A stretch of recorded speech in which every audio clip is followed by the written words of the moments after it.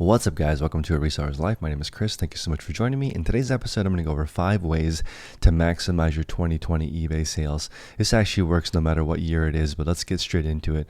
Please make sure to smash the like button and consider subscribing, because I'm going to give you guys 1 to 3 tips in every single video to help you build your online store.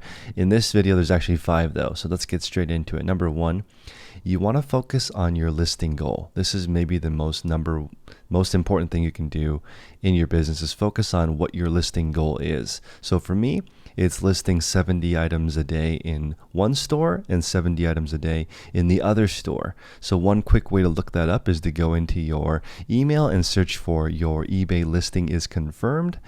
For me, I'd like to have a new listing go up every 15 minutes, 24 hours a day, 7 days a week, 365 days a year. And that's just going to ensure that I'm always at the top of the best match rank. At least a few listings will always be that, because you guys know you get a boost in the Cassini ranking for best match. And this is how eBay sort of makes it fair for new sellers. When you list something new, you get a little bit of a boost. So I have those going live ideally all day long. Now, I'm not quite there, and I think it's important to make sure that your listing goal is more than you need.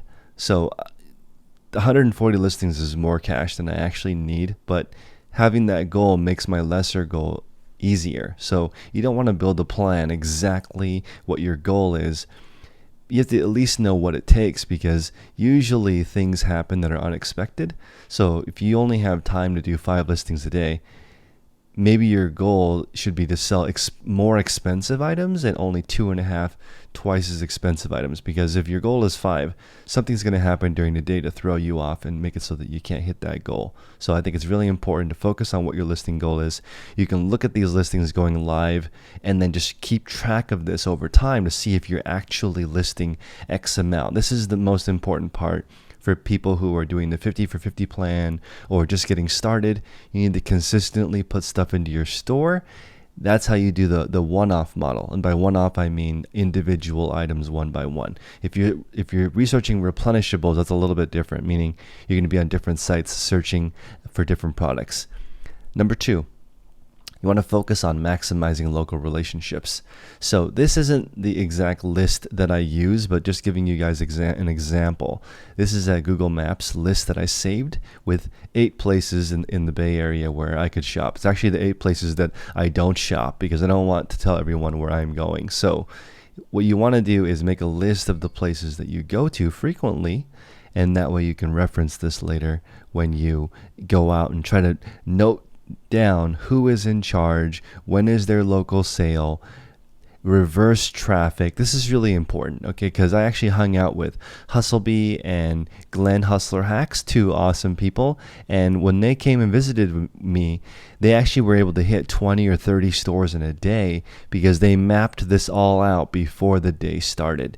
In fact, they mapped it out before they even arrived in California. They flew out here and crushed it for a couple of days and then left. And I wanted to point out another amazing thing with that, which is the first 9 stores that we went to, they didn't find a single item.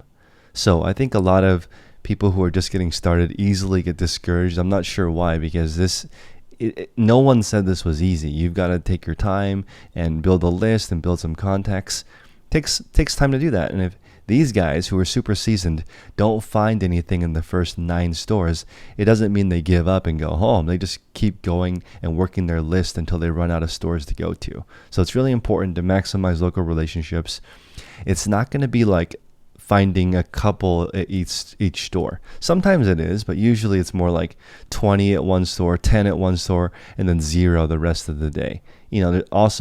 There are thousands of resellers in every single city doing the same thing as you. So if you don't have local relationships, this is going to be very difficult for you. Number 3, you definitely want to focus on long-term relationships, 10 years or longer. And usually you have to meet those people in person. This is just my experience doing this. So if I have to fly there, it's worth it. Nothing beats old school face-to-face talking. Next to face-to-face talking would be on the phone. Below that is text. Text is my least favorite way to talk to somebody, because you can't hear their emotion or nuance. So it's like a worthless type of communication for me. Email is the best. better than text, but it's still not as good as on the phone or meeting somebody in person. So when you're trying to meet people and have relationships that are long term, try as hard as you can to get face to face. So that actually inspired me to do more face to face interactions with suppliers and do the old school knocking on doors. Hey, my name is Chris. I have an online consignment store. What happens to your inventory when it doesn't sell? Who's in charge? Go door to door, find out. Even better would be to research the store before you go in, because if you already know who it is that you're looking for, you're not going to look like as big as a doofus when you walk into there. You want to be prepared. You want to be professional. You can even stop by and say, hey, I'd like to leave some materials for the person in charge of sourcing. Do you know who that is? Oh, it's Bob. Great. Leave this for Bob. Thank you very much. Leave. Then come back and you can say, I left some materials for Bob. Is he in? Can I set up a meeting with him? It's going to take some time and some finesse. You can't just barge right in there. That's not how this works. Okay, number 4. You guys should focus on improving your listings. So for me, I like to improve 1,000 at a time. I use the eBay bulk editor. It takes me maybe an hour to go through my listings and adjust it. I do it once a week. So I have 5,000 listings in the store. 1,000, 4.3 weeks means I do it. I cycle through all my items once a month, and that helps me keep my listings fresh. And I think there's a lot of people who are confused. They just delist, relist, or they end an item and then relist an item, or they adjust. They don't make any adjustments. You have to actually improve the listing for it to sell. Go in there, add a keyword, readjust the order of the listing, add or subtract stuff from the description. You can't just relist the same thing that didn't sell the first time. You've got to be proactive and make your listings better and better and better. So if you work 20 days a month, there's another way to approach this. You can do 5% a day. Now for me, this wasn't as easy as doing 20% once a week. But again, it just depends on your workflow. If you don't have an hour to adjust your listings once a week, maybe you have 5 minutes a day, or 10 minutes a day to adjust it. It also depends on how many listings you have. Obviously, it takes longer for me to adjust 1,000 listings than some people don't even have 1,000 listings in their store. So it just depends. If you have a nice, comfortable 500 item store, it should only take a few minutes a day. And plus, it's good to look at your store and see what kind of items are actually stale. eBay is not set it and forget it unless you want a massive, massive, ridiculous store. So for most people, it requires some trimming. So I call this like manicuring your eBay lawn. Go in here and adjust things and make sure that things are on point before you move on to the rest of your day. And then finally, these are my eBay business policies. You want to focus on clarifying the way that you do business. This is maybe the most important tip. You need to start. What you need to do is think about how you do business. So for me, I always have free shipping and free returns. People ask me why. That's probably one of my main questions that I get. The reason is because I can charge more. I'm not doing it because I'm charitable. That's not. If something is $21 free shipping, to me that looks better than $15 plus 6 shipping. And some people claim that they earn money on shipping. You're not earning money on shipping if you just charge the same amount. If I'm doing $21 free shipping and someone's doing $13 plus $8 shipping, and the shipping only costs $4, then you're actually just ripping off your customer, kind of, because you're charging them more than the actual shipping. Or let's say you charge them retail. To me, it doesn't make a difference. The customers don't know how much it costs to ship. Why don't you just make it easier for them to understand? $13.35 plus $7.65 shipping is more difficult to comprehend than $21 free shipping, and it's the same. So you also get a discount for top-rated discount or top-rated seller.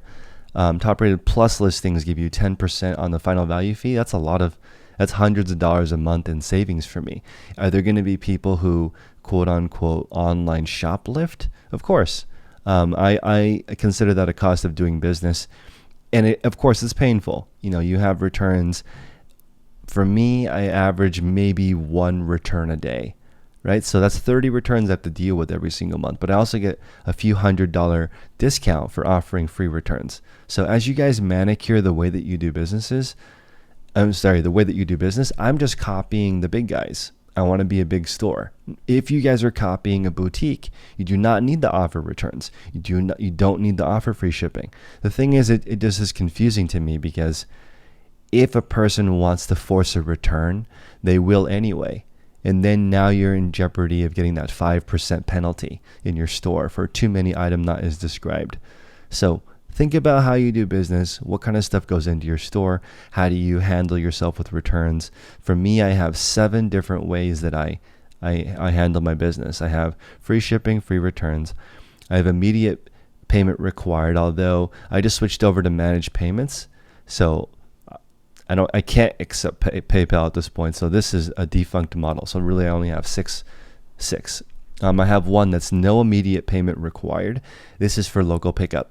So customers that buy something from me and want to pick it up, they can just do a deposit. If it's something expensive, like over $10,000, I recommend getting a $500 deposit on PayPal and then meeting up with them for the rest of the money. Do wire transfer. Don't do any personal checks because it's easy to get scammed.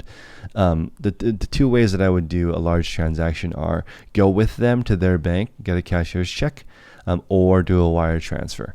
Otherwise, it's really sketchy to do that. But again, most of those local transactions are very safe.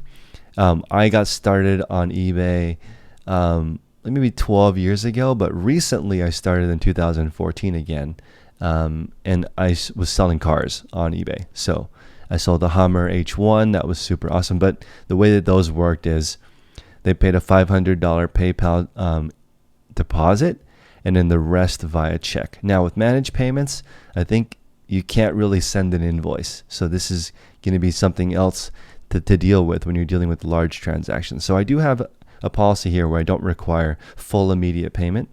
Otherwise, you can see I only really have 12 of those. I also have media mail. So occasionally I sell books. Right now I don't have a single book. And then my default setting number 7 is calculated multi-shipping. And what this is if I'm shipping something heavy, I want to have the different options for the customer. FedEx SmartPost, UPS Ground. And the reason why I don't have any is I told you guys in my videos that I don't like tape. So I really don't want to tape anything. So if it's not going to fit into a something that automatically has the seal on it, like a medium flat rate box with the tape on both ends, I really don't want to sell it because I don't like shipping. I want to keep my shipping time under a minute an item. And there's no way to build a box and tape it in less than a minute. In fact, it can take you a couple minutes just to find a box that fits.